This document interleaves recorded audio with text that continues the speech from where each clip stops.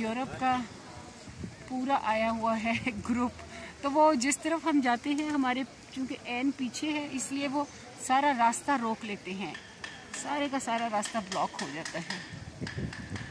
और फिर वो आप देख रहे हैं मुरम्मत का काम भी हो रहा है, उसकी वजह से और ज़्यादा तकद्दुर पैदा हो जाता है। ये रही, अब मैं इसको गोल चला रही हूँ, आप देख सकते हैं।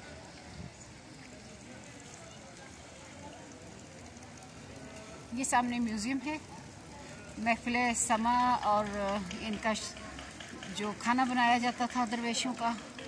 इस तरफ तमाम हुजरे हैं यहाँ पर, और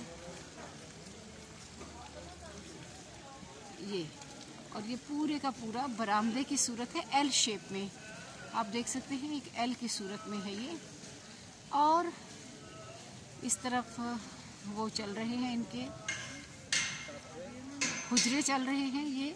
और फिर यहाँ से आकर ये इसको अगर घुमा लिया जाए तो ये दायरे की सूरत में फिर वहीं पर आकर ख़त्म हो जाता है। मैं इधर जाती हूँ, मेरा थोड़ा सा बना दो। वीडियो है, वीडियो पर हाँ?